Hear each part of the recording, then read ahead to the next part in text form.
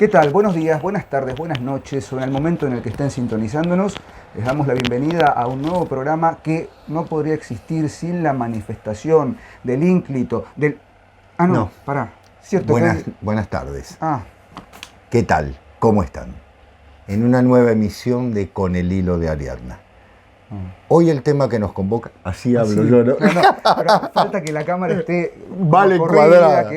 Exacto. ¿Tú sabes que descubrí cuál es el problema? Dígame, doctor. Que la cámara, al estar dada vuelta, Sí, enfoca al revés. claro. Entonces vos pensás que estás mirando al centro de la cámara y en tendría realidad... que enfocar... No sé, a veces, bueno, no importa. Al público Porque con le mi importa celular, muy ¿no? poco, le Claro. importa muy poco estas minucias técnicas. Está bien. Es jueves. Estoy con la voz tomada. Yo no. Bueno, porque ayer martes 13 de diciembre, hubo un hecho importante en Argentina y yo me excedí un poco con ciertos gritos. Es verdad. Estaba leyendo eso sobre el catarismo. Es Sí, verdad. tiene Ese razón, fue el hecho tiene importante. razón. Pero ustedes se van a dar cuenta que todo lo que sucede ahí es mítico. No, fuera de chiste. Estamos nuevamente con el hilo de Ariadna, que venimos un poco ahí averiados porque... Pero hoy otra vez juntos. Claro, ¿por qué estamos juntos? Porque es el último programa del ciclo 2022 de Con el hilo de Ariadna. La semana que viene seguramente subiremos alguna confesión, algún recreo final, todavía estamos ahí. Pero nos vamos a tomar unas merecidas vacaciones, un merecido descanso, sobre todo porque estamos también muy pasados de trabajo. Este final de año, por suerte, todo bien, pero con muchos proyectos. Y el sábado probablemente van a recibir una notificación y un anuncio que queremos hacer en el canal para que vean que, si bien vamos a tomarnos vacaciones, estamos preparando algo para ustedes y para el público, obviamente, que quiera asistir. Así que va a haber novedades el próximo sábado. Y estamos juntos en este último programa de Con el hilo de Ariadna y como corresponde vamos a hablar de la mitología, la gran mitología griega. Hacía mucho que no nos juntábamos, ¿no? Al fin lo reconoce. Sí, no voy a hacer... No voy a correr por tirante, no me corra por tirante. Vino, uvas, sopa de pan. Independientemente de eso, usted sabe que hay referencias en nuestra, la otra gran mitología, la que es de verdad la nórdica, sobre el tema que vamos a hablar hoy, ¿no? Vamos a ver cómo sale esto. Yeah. Pero vamos a hacerlo sobre la base de nuestro padre fundador, ¿no? De nuestro maestro. De pie, señores, el querido Roberto Calazo, que ya se nos ha ido hacia lo infinito o lo invisible, sería bueno pensar, sin ¿no? duda. Y vamos a tomar como base un texto, un libro de él, que es un compendio de artículos. Es un artículo, ¿viste? Pero tiene un hilo conductor, y el libro se llama El Cazador Celeste, el Cacciatore Celeste. Y el Cazador Celeste creo que es del 90 y... No, 2020, Diego. 2020. Estoy re mal con las fechas entonces. 2020, mirá, 2020. Es el penúltimo. El último es el libro de Tutti Libri. El libro de todos los libros, que no tenemos traducción castellana todavía, creo. No. Edgardo Dobrí debe estar traduciendo. Sí. Bueno, ahora entiendo muchas cosas, claro, ahí está. En este libro que vamos a tomar, nuestro libro de Marras, está sostenido sobre el rito de la cacería, ¿no? Sí, señor, muy bien. Figuras, y bien digo rito de la cacería, toma las diferentes figuras míticas, Artemis, Orión, Apolo, de los grandes cazadores, pero lo lleva a un plano de interpretación mítica y simbólica que les digo, agárrense de los calzones porque es un libro superador. Sí. Lo digo así, sin ánimo de ser rimbombante ni exagerado. No, es verdad. Pero es rimbombante y exagerado. Es un libro que tiene unas 250 páginas más o menos, dividida en una serie de, ¿cuántos? 12, 13 pequeños apartados. Ya te digo, Diego, son exactamente... Lo que pasa es que lo tenemos electrónico, ambos. Sí, no se consigue... 14 más uno, me pido. Sí, exacto. Y en cada uno de los capítulos desarrolla una temática y va construyendo, ¿sí?, la figura de la divinidad, porque yo creo que el gran tema es lo divino. Y no lo hablamos. No lo hablamos. Muy bien. Es lo divino. Yo pensaba que une, ¿no? ¿Qué une esto? Claro. Lo divino. Claro. O sea, Roberto Calazo comienza con una serie de... Y uno dice, ¿de qué está hablando? Como siempre, ¿no? A la Calazo. Empieza Es una novela, por momentos es una novela. Sí, es el comienzo de una novela. ¿Vos sabés a qué me hizo acordar al principio? A cómo empieza La Rama Dorada. Claro, con el bosque de Nemi. Exactamente, en los tiempos del Gran Cuervo. Empieza a desarrollar, que yo sé que lo leemos ahí. Y empieza a desarrollar el concepto de el valor sagrado de la casa. En los tiempos del Gran Cuervo también lo invisible era visible y se transformaba continuamente. Ya está. Lo divino, lo visible, lo invisible, la carne, el espíritu. Cuando Homero dice que los héroes hablaban con los dioses, ¿no? Los animales entonces no eran necesariamente animales. Podía darse el caso de que fueran animales, pero también hombres, dioses, señores de una estirpe, demonios, antepasados. De modo que los hombres no eran necesariamente hombres, podían ser también la forma transitoria de otra cosa. No había intuiciones que permitieran reconocer lo que aparecía. No había intuiciones que permitieran reconocer lo que aparecía.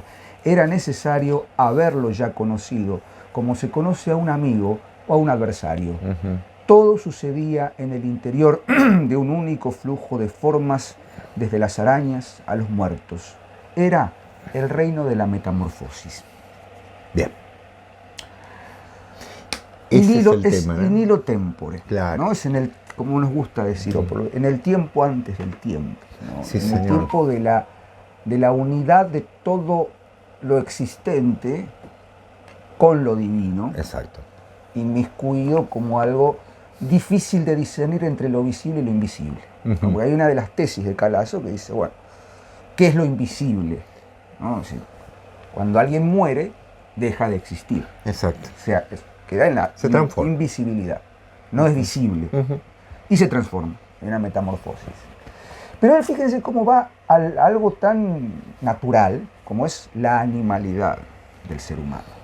Para la primera tesis de Calazo, el primer capítulo, no hay distingos entre lo humano y lo animal, entre lo instintivo y lo espiritual, etcétera, etcétera. Exacto. Y sobre esa base, tiene una frase, yo se la escuché decir en italiano, il predato ha divenuto predatore. Porque hay un momento en el que el hombre se da cuenta de que, si bien es un animal, ¿no? Es también presa de otros animales mayores. Claro. De un oso, de un tigre. Exacto. Entonces tiene que camuflarse.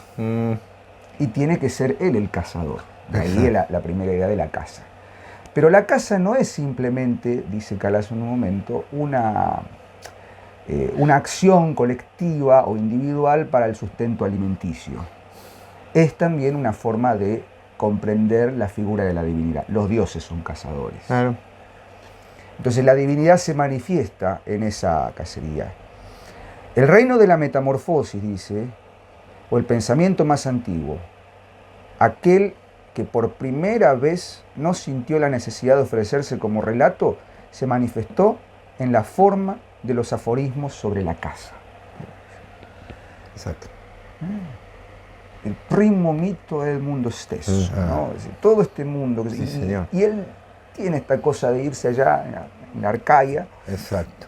Decir, bueno, ¿y qué pasaba? Y bueno, era el ritual de cacería, que en un momento se tienen que camuflar para cazar. Entonces, el animal que ha muerto, que fue presa, ahora metamorfoseado, es cazador.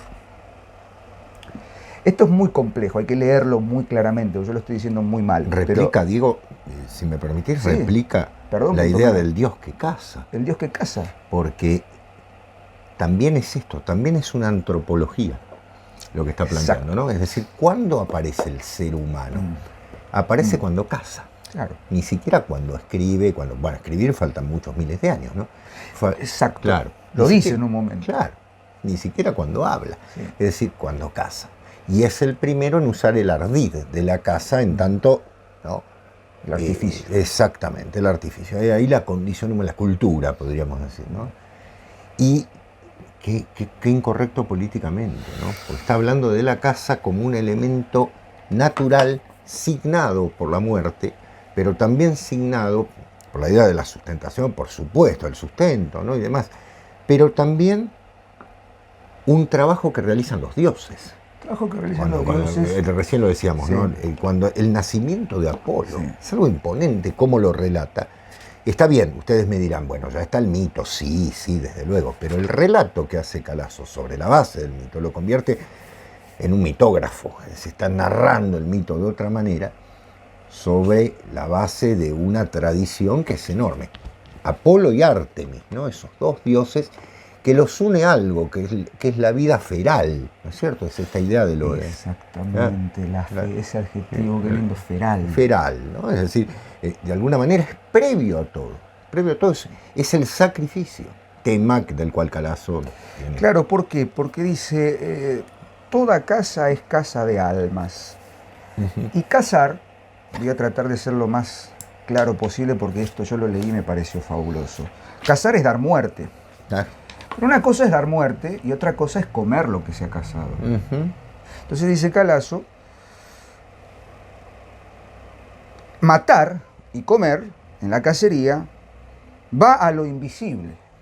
Comer es hacer desaparecer, pero también es alimentarse, claro, de, ser alimento de. Porque a su vez, como bien dijo, la presa luego se convierte en predador. Exactamente. ¿No? Il predato ha divenuto predatore. Entonces, ¿qué quiere decir? Que es un ciclo de continuidad, un ciclo que engendra. Y los dos signos, los dos símbolos, o sea, los dos signos, básicamente, que representan esto son la flecha y la... ¿Cómo es? La curva. Exactamente. Curva, el arco y la flecha. Pero ¿qué pasa? Es la flecha y la herida. Claro. Por eso, esta cuestión de que vos lo sabés muy bien, el Jequébolon, Apolonon, el que hiere de lejos, y Artemisa también es la cazadora que tiene ¿cómo se dice? El carcaj y la flecha. Sí. Y para los hombres, no para los animales. Y eso está muy bien planteado en Ilíada. Cuando Apolo. Afrodita es herida por Ares. Por Ares. En la guerra. No se puede eso. Sí, no. Los dioses son los que hieren de lejos. Pero a su vez, la cacería también es herir de lejos. Sí, claro. O sea, es una forma, hago una interpretación muy arriesgada. De hecho, quizás. De cerca no te lo recomiendo. No hay que ir de cerca. Es una forma de divinizar la acción humana. Exacto. Digo divinizar, no convertirse en dioses. Claro. Divinizar en el sentido de toteoi, ¿no? Como es en griego. Que es muy linda la distinción que hace, dice que cómo lo interpreta Heródoto y cómo lo interpreta Hesíodo. Hesíodo y Heródoto, ¿no? No me acuerdo, pero eran dos. No, Homero. Y Hesíodo. O Platón y Heródoto y Hesíodo. Bueno, lo leí. En un momento trabaja con Tucídides también. No, pero es cuando hacen la etimología de lo divino, de Geón, que Hesíodo dirá que es en realidad lo que... No, Platón dirá lo que se mueve, porque viene del verbo correr. Exacto. ¿No? Y entonces el otro dirá, no, en realidad es lo que se manifiesta, no sé qué, porque viene del verbo ver. Claro. ¿No?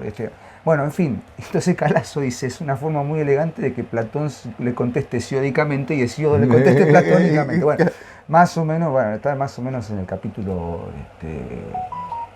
¿cómo decirte? La divinidad ante lo divino. Lo divino ante que los dioses, capítulo 12, 13, por allí. 13, capítulo 13. Perdón que me esté derivando, pero es un libro que me pareció tan poderoso que me voy acordando de cosas. ¿A qué voy con esto? La acción de matar y de comer, la acción de hacer invisible a otro animal, es una acción divina. ¿Qué hacen en definitiva los dioses? Pasar de la máxima extensión a la máxima intensidad. Ese es el acto de cazar, ¿no? Es el acto de entender que lo invisible, que implica lo divino, que en realidad es un juego de palabras, lo invisible es lo que no vemos, pero lo que se manifiesta en su totalidad. Antes del todo estaba la nada. Pero hay un dato más, Diego. ¿Quiénes se salvan? Cuando habla de Eleusis, yo me adelanto, pero ya dijiste el verbo. Gran capítulo. Cuando habla de Eleusis, dice, se salvan los que ven. Los que ven. O sea, lo invisible, lo que ve. Que ven lo invisible. Claro, ¿no? Claro. Es decir, por otra parte, también hay un juego exquisito, juego en el mejor sentido, ¿no? De el concepto de la invisibilidad, lo que no podemos ver, y la única salvación que es el ver, ¿no? ese verbo griego que es tan particular, que es el verbo aideo, ¿no? De donde viene idea, ¿no? Que es ver pero contemplar, ¿no? Abrir, ¿no? Que no también, es mirar.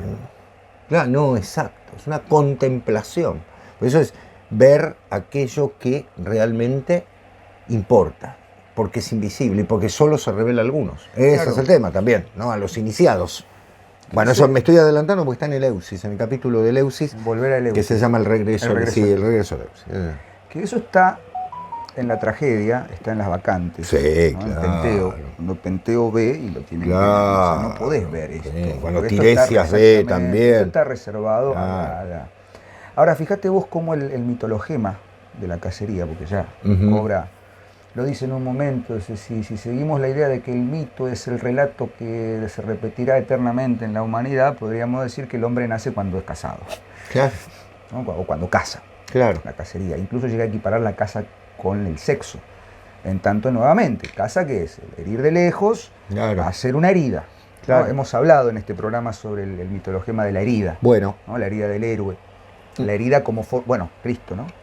La lanza. Justamente, y la herida. Sí, señor. ¿No?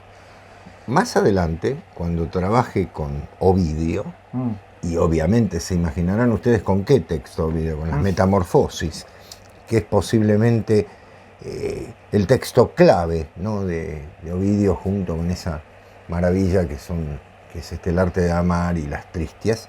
Hay una transformación que ya no se repite en la Metamorfosis, ¿no?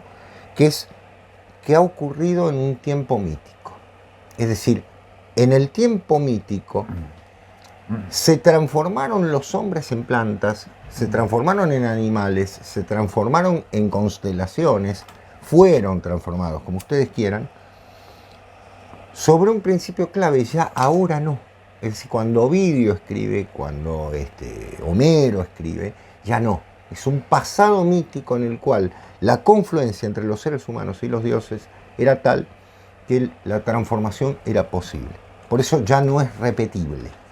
Pero el ser humano usa la máscara, ¿no? Bueno, que es nuestra transformación cotidiana. Esos son eso está en el capítulo 1, ¿no? Los distintos estadios del rito de la cacería, Sí, no señor. de la acción meramente de autopreservación, ¿no? Cazar para comer, como los primitivos, el paleolítico tal vez. Es el camuflaje, claro. Por eso decían los berserkers, ¿no? Exactamente. Entran en furor a batallar, disfrazados de lobos o de osos. Exactamente. Luego el artificio, la máscara. La máscara, claro. Imitar, lanzar, y bueno, después está toda la figura del chamanismo. Exacto. Es la mímesis de ¿no? Así como el teatro es la mímesis, la tragedia es la mímesis del mito, la caza convertida justamente en ese enmascaramiento es la mímesis del sacrificio. Queremos hacer, yo me permito hacer una pequeña promoción. El querido Ángel Fareta está dando un curso sobre Avatar. Y si vieron la película Avatar, ¿la viste vos? Avatar. No. Mira, no suelo. Puedas mirarla. Independientemente de todo el marketing. No. Es larguísima. La voy a ver. Pero ¿qué pasa? A los habitantes de... Ay, pucha, no me acuerdo el nombre del lugar. Pandora. Pandora se llama el planeta que son unos seres azules, que hay toda una analogía Shiva. con... Exactamente. Hay toda Cameron entendía bien de esto. Y ellos hablan de una entidad que es la naturaleza, que la Gea de los griegos, ella es Eiwa. No es solo la tierra, es todo lo que habita en ella. Todos somos parte de Eiwa. Y en un momento salen a cazar, literalmente, unos arcos y flechas monumentales, pues son gigantes de 2 metros, medio titánicos. Y cazan un animal y antes de faenarlo y todo, le piden perdón y le agradecen al animal. Claro. Y ahí lo terminan de ejecutar. Dice, te pido perdón por herirte, pero te agradezco porque eres mi sustento. Claro. O sea, y después ellos son los casados, ¿no? Toda una cosa muy interesante. Claro, el cazador casado. El cazador casado. Eso está en la película Avatar. ¿Sí? Es una cuestión ahí que no solamente es de la tradición griega o de la lectura que hace Calazo, sino que justamente se ha convertido en mitologemático. Por supuesto. De hecho, Avatar es un término de la India. De la India, totalmente.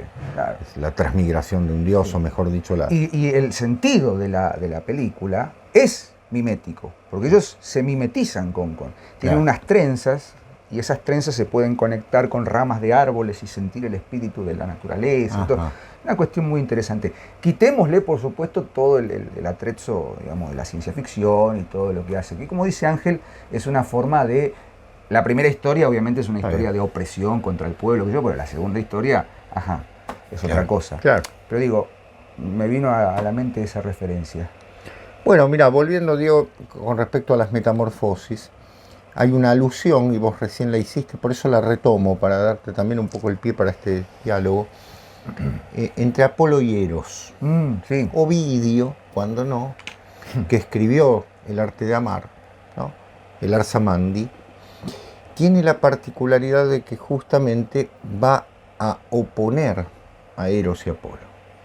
O sea, Apolo no es un dios que se enamore, aunque lo fleche Eros muchas veces, ¿no? Como con Dafne, me dirán ustedes, sí, perdidísimo, ¿no? Totalmente. Pero es un tipo de metamorfosis diferente. La del amor es una metamorfosis que tiende justamente a una de las formas más primitivas del ser humano. Apolo es un dios que busca la racionalidad, pero no puede entender el erotismo, no lo puede entender. Entonces, justamente hay un choque, ¿no? No es Dionisos, que es un dios con concepción erótica orgiástica, sino que Apolo es un dios que justamente tiene el cabello azul también, ¿no? Es decir, tiene una situación, por decirlo así, una esencia espiritual que casi le impiden ciertos elementos, pero por momentos también cae. Ahora, es interesante que no se metamorfosea. Independientemente de que sea el Lícaios. Claro. ¿No? Claro. Es el que hiere de lejos. Exacto. Apolo Muságeta, es un capítulo hermoso sobre lo apolíneo en el sacrificio del héroe.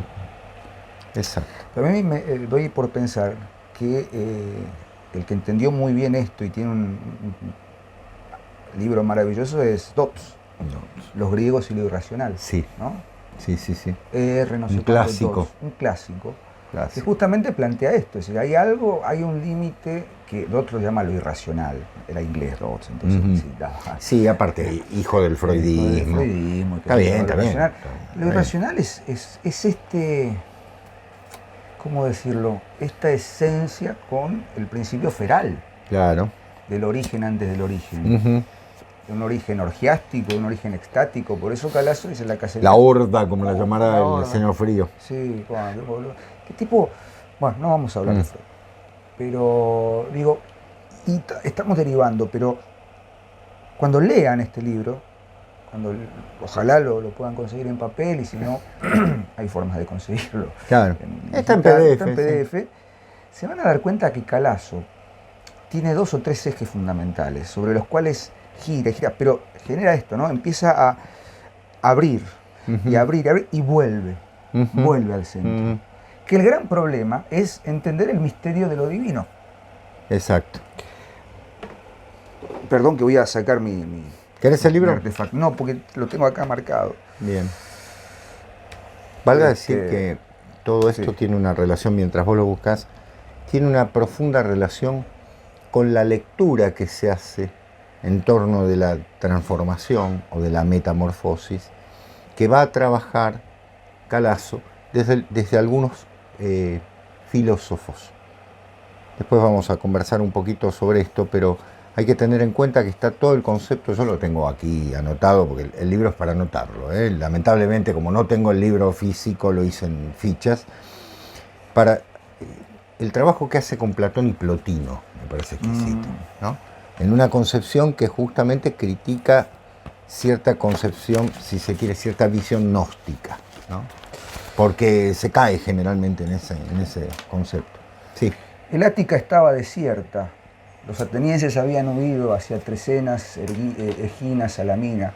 El Partenión incendiado por los persas. Estamos hablando de la batalla contra Persia. La guerra contra Persia. Exactamente. El ateniente Diceo y el espartano de Marato se encontraron en la llanura de Triasia, solitarios. Vieron una polvareda que avanzaba hacia Eleusis, como si la levantaran 30.000 hombres más o menos. Se preguntaban maravillados quiénes podían causar la polvareda, cuando he aquí que oyeron un vocerío, y a él le pareció que el vocerío era el canto de Iaco de los iniciados. Hay toda una alusión a Iaco, que es el que ríe. Bueno. El espartano no comprendía. Diceo le dijo: es evidente que estando desierta el Ática, el rumor es divino y parte de Eleusis para socorrer a los atenienses y sus aliados. Continuó la batalla de Salamina y los atenienses no cayeron bajo el dominio persa. Los misterios, Diceo lo reconoce, no solo acercan la salvación después de la muerte, sino que pueden salvar también en vida. Exacto. ¿Puedo seguir un poquito más? Eleusis, el lugar donde son iniciadas gentes de los lugares más lejanos, según Cicerón, era la máxima aproximación a la universalidad. No dejaba, sin embargo, signos visibles. Respecto de los no iniciados, se abandonaba Eleusis en la misma condición en la que se había entrado, los pobres con los pobres, los ricos con los ricos, etc.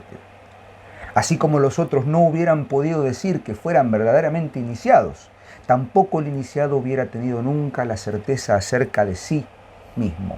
Por eso Eleusis era un lugar al que había que volver.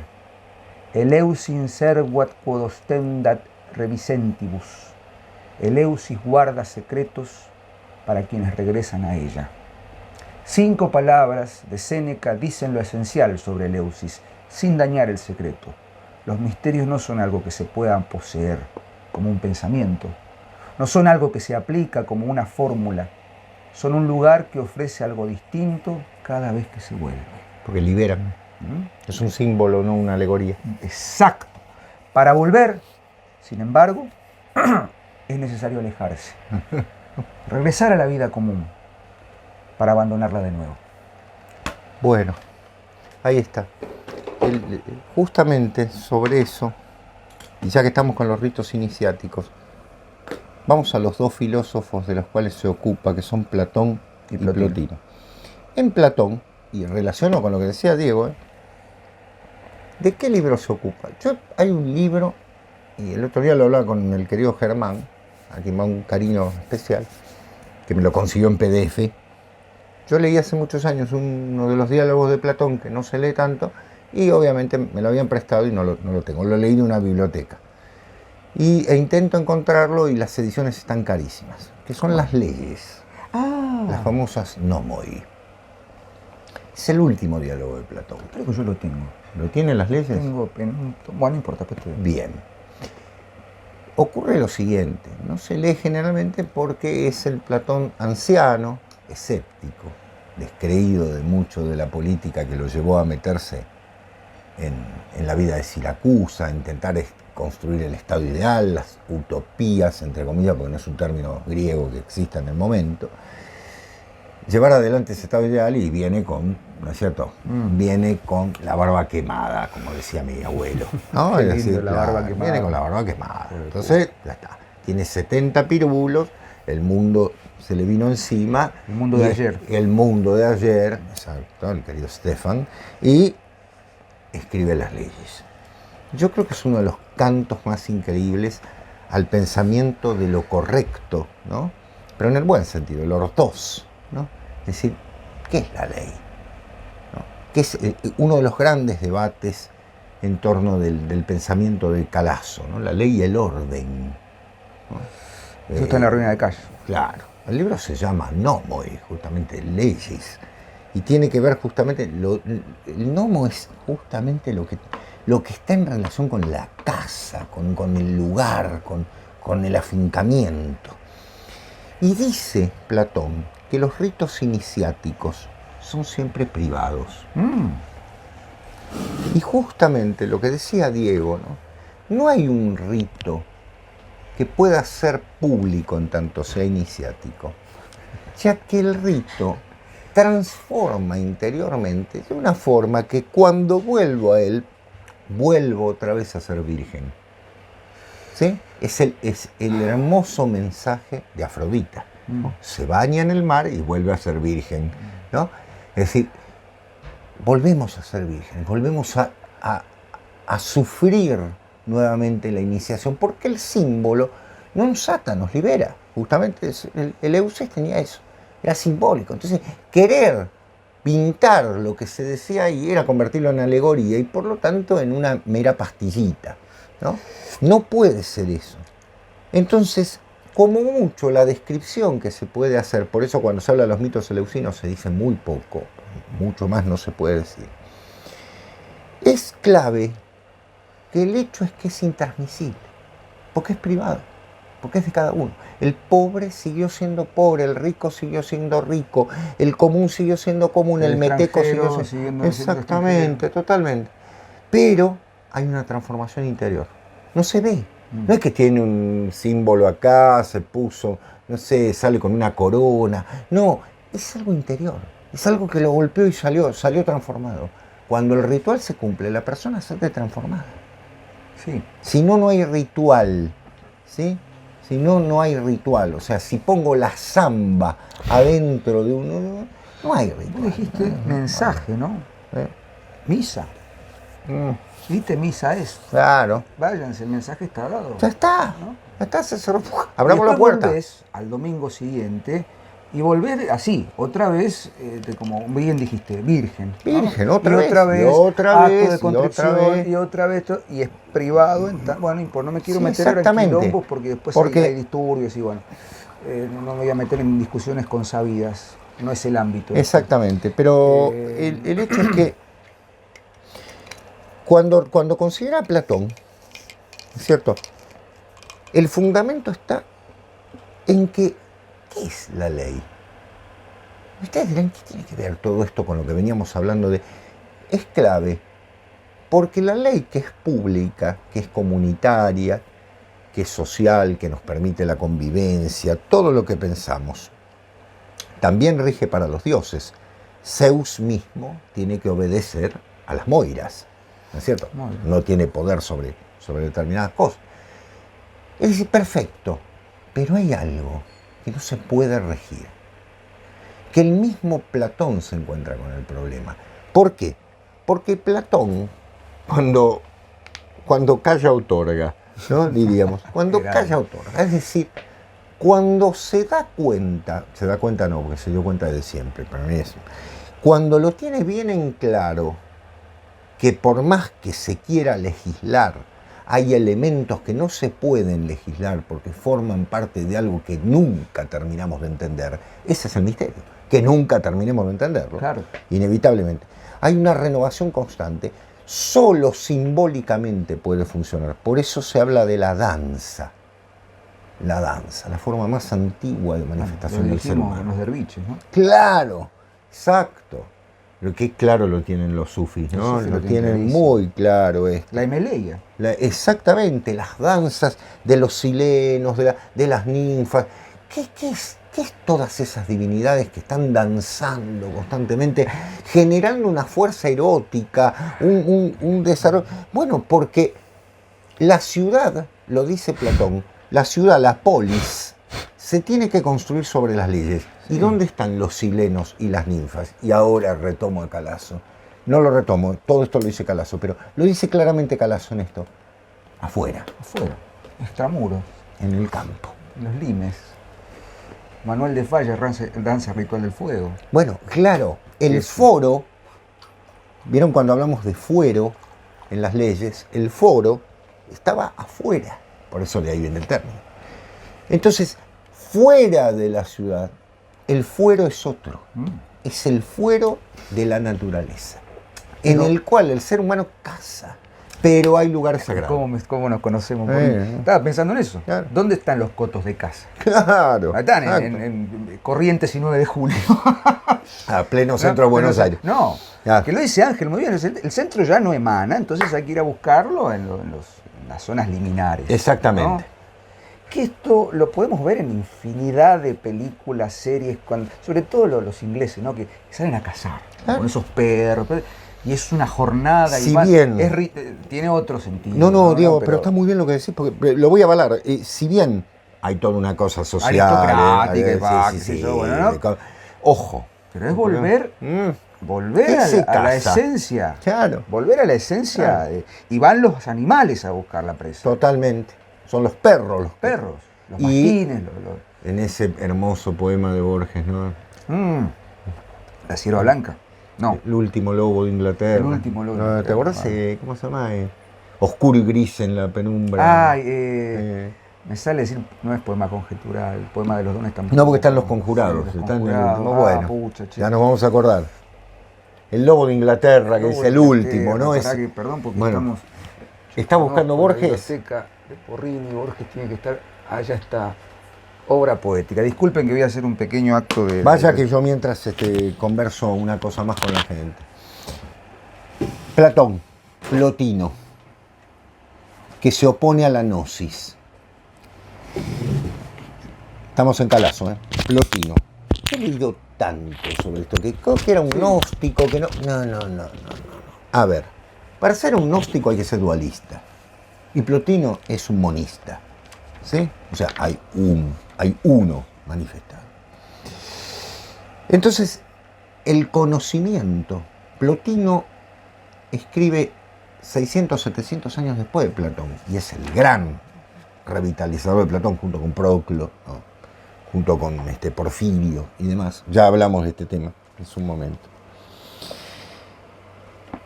Plotino dice dos cosas claves que las resalta Calazo, perdón. Discúlpenme, estoy leyendo, está en la página 142, lo tengo marcado.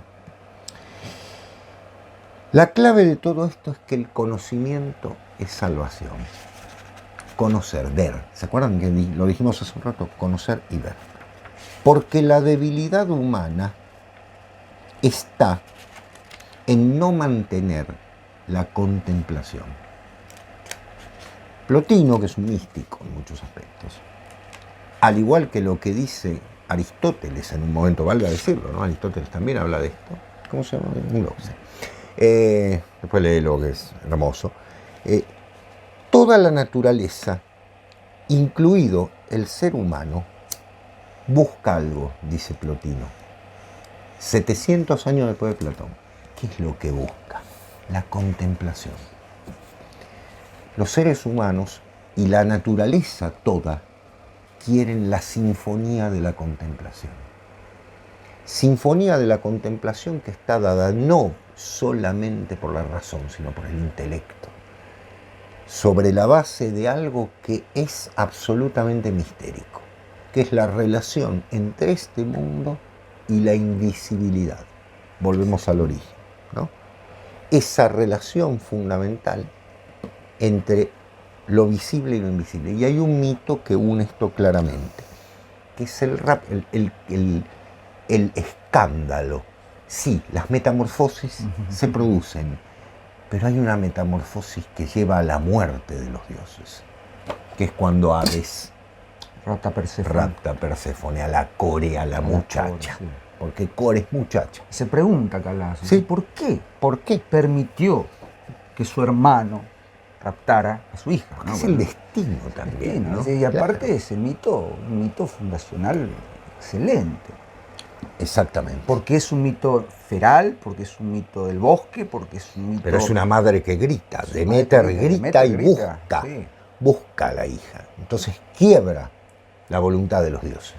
Tiene que volver. Es la madre tierra que pide que vuelva. Tiene que volver la muchacha. Y alguien diría en una lectura absolutamente inane, diría, claro, diría, bueno, ve que la voluntad femenina ha sido dominada. Está leyendo todo al revés. Es la voluntad femenina la que se impone sobre los dioses. Es Demeter, la madre, la que va a quebrar el deseo de los dioses, o el destino de los dioses, o la decisión de los dioses, para que la muchacha regrese. Antígona. No, esta lectura que hace, la clave feminista, no. El eterno femenino, dice Goethe, muy bien planteado. Y fíjate lo que dice Borges. En un lobo. Un lobo. Adelante. Furtivo y gris en la penumbra última. Voy a leerlo. Furtivo y gris en la penumbra última va dejando sus rastros en la margen de este río sin nombre que ha saciado la sed de su garganta y cuyas aguas no repiten estrellas. Esta noche el lobo es una sombra que está sola y que busca a la hembra y siente frío. Es el último lobo de Inglaterra. Odín y Thor lo saben. En su alta casa de piedra un rey ha decidido acabar con los lobos. ya forjado ha sido el fuerte hierro de tu muerte. Lobo sajón has engendrado en vano. No basta ser cruel, eres el último. 1000 años pasarán y un hombre viejo te soñará en América. De nada puede servirte ese futuro sueño. Hoy te cercan los hombres que siguieron por la selva los rastros que dejaste, furtivo y gris, en la penumbra última. Predatore. ¿Sabes en qué estoy pensando? Que lo hablé largamente con el querido Sebastián Randle el otro día. En Jack London. En The Call of the Wild, ¿no? El llamado de la selva, el llamado de lo salvaje. ¿Qué es eso? Y vos me lo dijiste hace 10, 12 años, cuando era un imberbe ayudante. Y yo era un joven. Él era un joven de niveos cabellos. Tenía niveo de cabello. ¿Por qué tiene niveo de cabello desde los 12, 13 años? Sí. Fui maldito como Tiresias. En vez de ciego fui blanco. Yo siempre fui un pelafustán. Entonces salíamos del profesorado. Un incauto mancebo. Incauto. Él es el inmarcesible, yo soy incauto. Él es inmarcesible, yo soy incauto. E incapaz. E insolente. Y podríamos seguir ad infinito. Entonces Sebastián me decía, yo estaba enloquecido con los griegos, íbamos a escribir un libro, no sé qué. Bueno. Entonces él me dijo algo muy interesante, entre las muchas cosas que me has dicho durante estos casi 15 años de amistad. El hombre es un cazador, es un lobo y tiene que cazar en manada. Muchos años después, frente al pelotón de fusilamiento, Diego Ortega había de recordar el día que Porrini lo invitó a conocer a los lobos. Los lobos eran por entonces. Claro. Perdón, porque ya estamos... Bueno, es Apolo. Es Apolo, Apolo exactamente. Licaios. Exactamente. La licantropía, la metamorfosis. Cuando Aristóteles dice antropos son, sí. El hombre es el lobo del hombre. El lobo es el hombre es un animal político. Ese es Hobbes. No, es Hobbes. Pero Aristóteles dice algo. Homo hominis lupus. Homo hominis lupus. Eso. Pero Aristóteles dice algo del son. Son politicón. Son politicón. El hombre es un animal político. Exactamente. ¿Por qué usa el son, ¿no? El animal, de viene zoológico, ¿no? Porque en definitiva. Exacto, somos, lo dice Calas, en el primer capítulo, somos animales. O lo éramos, luego nos civilizamos. Un animal que se metamorfosea. El gran secreto de este libro. Que valga decir, si el origen de los misterios es invisible y que la salvación del mundo pasa justamente por su cumplimiento, y el ejemplo está en Demeter, los misterios de Eleusis son a Demeter. ¿Sí? Demeter sabe lo que tiene que hacer cuando está en Eleusis, ¿no? Evidentemente, la repetición de un misterio es lo que permite que el mundo siga sobre la base de un principio que es aquel que lo originó. Es decir, lo que frena la destrucción es el misterio y es el rito. Rito es repetición, por otra parte.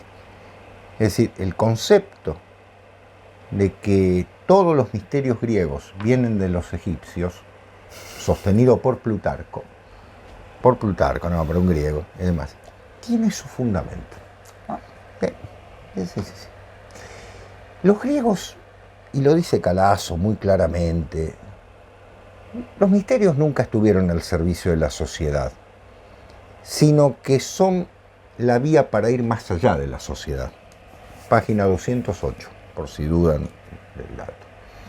Yo lo anoté porque el misterio nos saca de la sociedad. No hay misterio hecho en medio de, no hay misterio que se realice entre los ruidos de los colectivos o entre el ruido.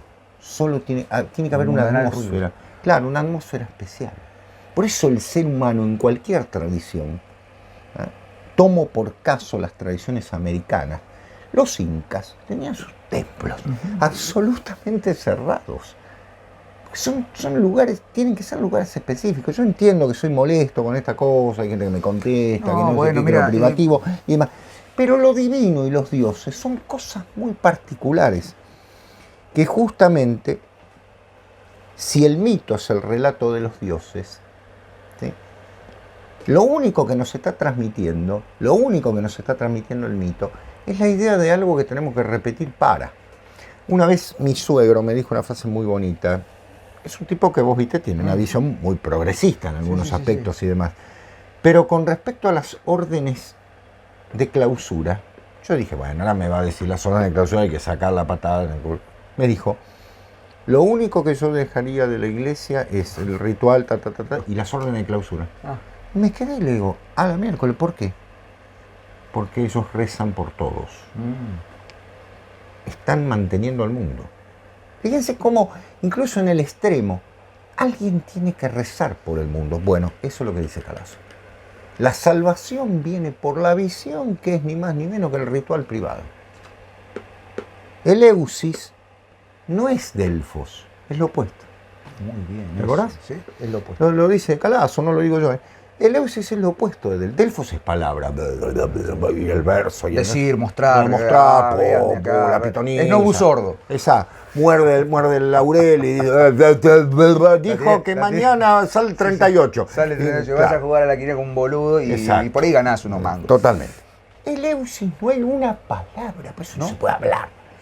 Nada. Por eso no hay una palabra. Es silencio y es mudez. Totalmente. Y transformación. Poblado de palabra, poblado de sentido. Totalmente. Y la metamorfosis. Por eso Plutarco, cuando habla de los oráculos, habla y tiene un tratado sobre los oráculos, se los recomiendo, traducido, editado por Olanieta, qué linda editorial, un cariño enorme a Olanieta. Valga decir que cuando habla de Eleusis, dice 2 líneas.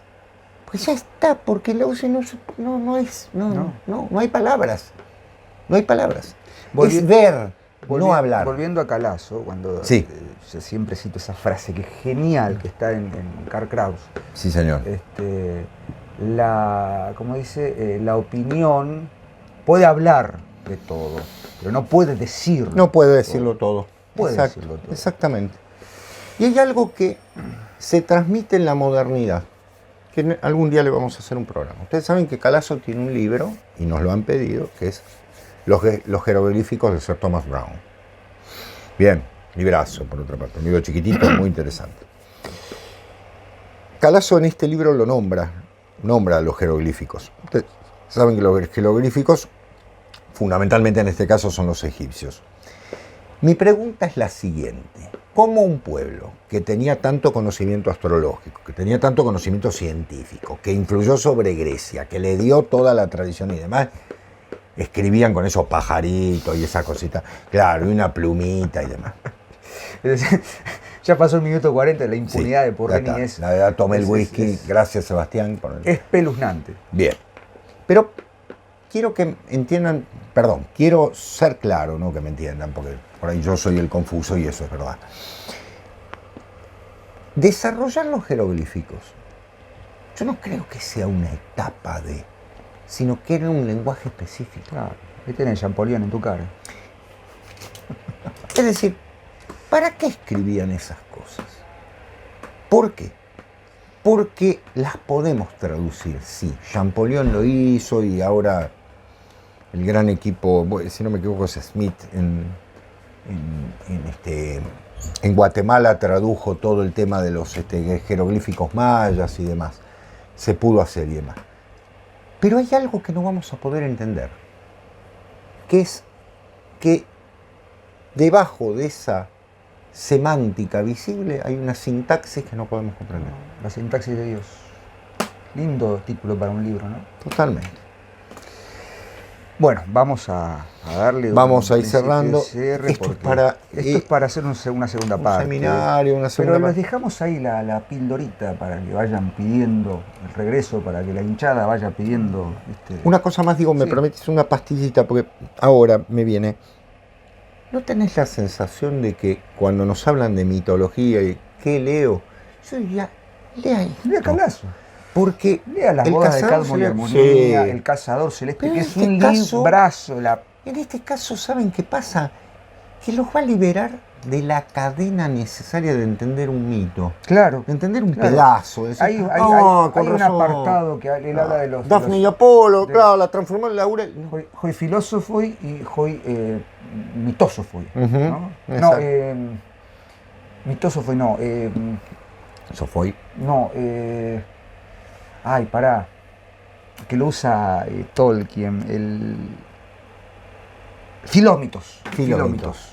Filósofo del mito. Filómitos, ¿no? Que le escribe un soneto a Luis. Que dice de un misómitos a un filómitos. De un filómito a un misómitos, ¿no? Claro. Digo, de un amante de los mitos, que odia los mitos, claro. Que ahí lo convierte. Dice, ¿y qué hacemos nosotros? Tenemos mitología. Bueno, en fin. Con 2 cervezas. Con 2, sí, adobados, como dice. De 2 gin, porque seguramente, soy bueno. Y cerveza. Pero digo, bueno, para hacer un cierre, porque necesitamos desalojar las instalaciones. Sí, el canal tiene otras prioridades. Ha sido un año difícil del Con el Hilo. Muy difícil. Porque, bueno, a Dios gracias, tuvimos mucho trabajo, cuestiones personales también. Sebastián estuvo con algunos temas de salud, yo también, estoy ahora cerrando el año de una manera un poco complicada, nada que no tenga solución. Pero queremos agradecerles por la paciencia que nos han tenido. Hemos fallado algún jueves, hemos hecho algún intercambio, algún trueque, pero hay mitología para seguir tirando el techo. El año 2023 se viene con muchas novedades. Sí, señor. Está vacío su vaso, Porrini. ¿Brindamos? Sí, pero pongo agua, aunque sea. Claro. Yo me guardé Usted se guardó una linita. Una linita para. Me hubiese dicho, espere. No, pero no. Mire, vamos a bendecirlo, vamos a bendecirlo, mira. Una gotita ahí. Una gotita, para teñirlo. Ahí está, mire, ahí va. Muy bien, seguimos caminando con Juancito. Sí, totalmente. Salud, Porrini. Salud, maestro. Prosit. Gracias por estar ahí. A todos. Que tengan un buen final de año.